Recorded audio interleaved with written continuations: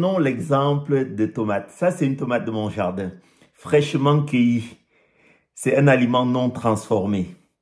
Cette même tomate que vous voyez, une fois qu'elle va être coupée, mise en conserve avec un peu de sel, devient un produit transformé, minimalement. Mais si cette tomate est incorporée dans une sauce pour pâtes industrielle, avec des arômes ajoutés, des colorants, des conservateurs, ça va entrer dans la catégorie des produits ultra transformés.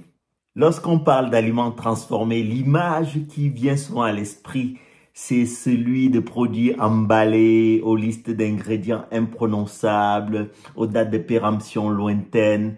Mais la réalité est bien plus subtile et mérite que l'on s'y attarde. Aujourd'hui, on va parler des aliments transformés et de leurs risques pour la santé.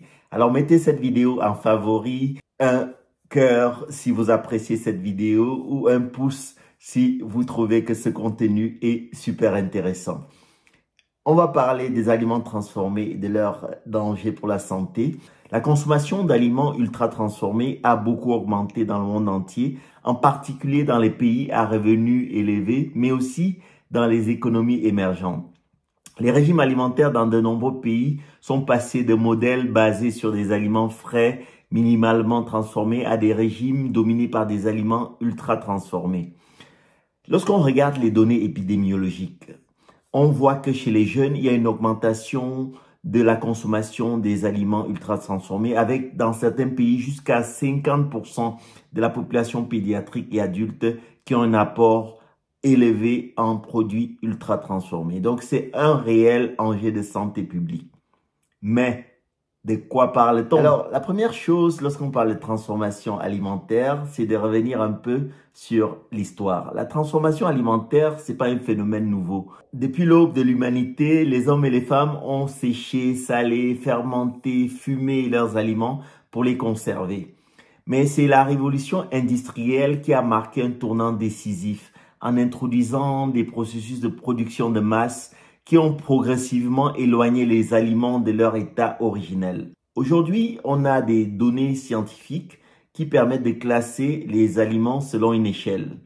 On verra tout à l'heure, un peu plus loin, la classification de Nova. Mais cette transformation-là vise à non seulement conserver l'aliment, mais aussi modifier leur goût et aussi la texture et aussi la valeur nutritionnelle en ajoutant des additifs, des procédés industriels complexes. Alors, pour mieux comprendre cela, prenons l'exemple de tomates. Ça, c'est une tomate de mon jardin, fraîchement cueillie. C'est un aliment non transformé. Cette même tomate que vous voyez, une fois qu'elle va être coupée, mise en conserve avec un peu de sel, devient un produit transformé, minimalement. Mais si cette tomate est incorporée dans une sauce pour pâtes industrielle avec des arômes ajoutés, des colorants, des conservateurs, ça va entrer dans la catégorie des produits ultra transformés. Alors cette classification n'est pas seulement académique. Ça a des implications concrètes pour notre santé. En effet, les aliments ultra transformés sont souvent riches en sucre ajouté, en sel, en graisses saturées, pauvres en nutriments essentiels. Et leur consommation régulière est associée à plusieurs problèmes de santé, des maladies cardiovasculaires, des problèmes de diabète, des problèmes de cancer, des maladies inflammatoires chroniques. Les additifs alimentaires jouent un rôle central dans la transformation. Les conservateurs, les oxydateurs de goût, émulsifiants, colorants, chacun a un rôle spécifique. Ça permet de prolonger la durée de vie des produits, d'améliorer leur aspect ou encore de standardiser les saveurs. Mais il y a de nombreuses inquiétudes au sein du corps médical sur l'impact à long terme. Alors pour bien catégoriser les aliments, il y a une classification qui est super intéressante, qui a été émise par des chercheurs brésiliens. Je mettrai la référence en commentaire pour ceux que ça intéresse. C'est la classification Nova, qui regroupe en 4 catégories les différents aliments que nous consommons. La première catégorie, c'est le groupe 1, c'est les aliments non ou minimalement transformés. Ce groupe va comporter des aliments qui ont subi très peu de transformation, à part des petites modifications comme le séchage, l'écrasement, le broyage, le fractionnement, le filtrage, la réfrigération, la congélation.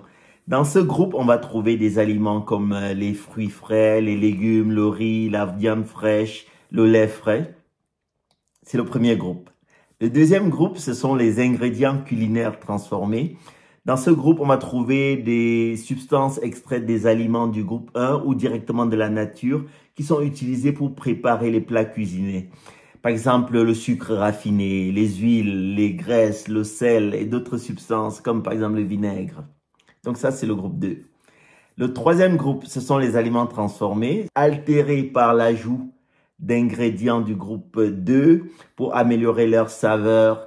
L'exemple typique, ce sont des légumes en conserve, les fruits en sirop, les filets de poisson salés, fumés. Donc tout ça, ce sont des aliments transformés.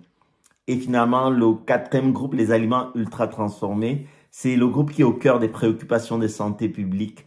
Ça va comporter des produits alimentaires industriels qui contiennent peu ou pas d'aliments entiers, principalement faits à partir de substances dérivées d'aliments avec ajout d'additifs pour les propriétés gustatives, pour la conservation. Ces produits sont très appétissants, pratiques parce que ça facilite la consommation. Et il y a souvent une longue liste d'ingrédients qui comportent des colorants, des arômes, des émulsifiants et d'autres additifs.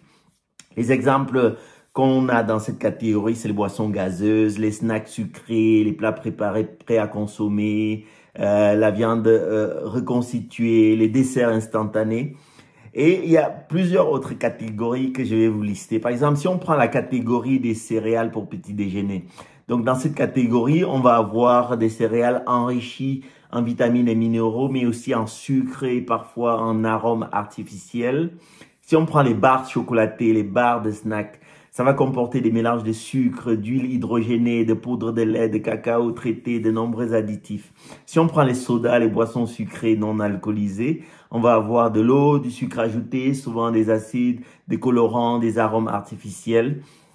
Si on prend les plats préparés surgelés, on va avoir les pizzas, les lasagnes, les burgers qui contiennent des conservateurs, des colorants, des exhausteurs de goût, des stabilisants. Si on prend des biscuits, les gâteaux industriels riches en sucre, en graisse trans, en arômes artificiels, en agents de conservation. La charcuterie reconstituée comme les saucisses, les hot dogs, les viandes en tranches qui peuvent contenir des additifs pour la couleur, la saveur et des conservateurs. Les produits de boulangerie industrielle comme le pain de mie, croissants emballés, enrichis avec des émulsifiants, des agents de conservation. Les snacks salés comme les chips, les crackers, généralement frits ou cuits avec des huiles ajoutées pour augmenter le goût. Les soupes instantanées, les nouilles instantanées, les desserts et crèmes glacées industrielles qui contiennent des épaississants, des émulsifiants, des stabilisants, des colorants. Tout ça, ce sont des aliments qui font partie de la catégorie d'aliments ultra transformés dont la consommation devrait être vraiment limitée au maximum. Tout ça parce qu'il y a des liens avec la santé. De nombreuses études ont été réalisées qui montrent que la consommation de ces aliments ultra transformés associe un risque augmenté de maladies chroniques, diabète de type 2, maladies cardiovasculaires, maladies inflammatoires, certains cancers aussi. Et aussi sur le poids, le surpoids, l'obésité, la consommation importante de ces aliments. Donc, il y a des actions métaboliques qu'il est important de connaître. On reviendra en détail dans les prochaines vidéos sur ces études qui ont été conduites et sur les tendances actuelles de législation pour diminuer au maximum ces aliments, même si la pression de l'industrie est très forte, les lobbies industriels, pour continuer à nous vendre ces aliments. Entre-temps, c'est à nous d'agir dès maintenant.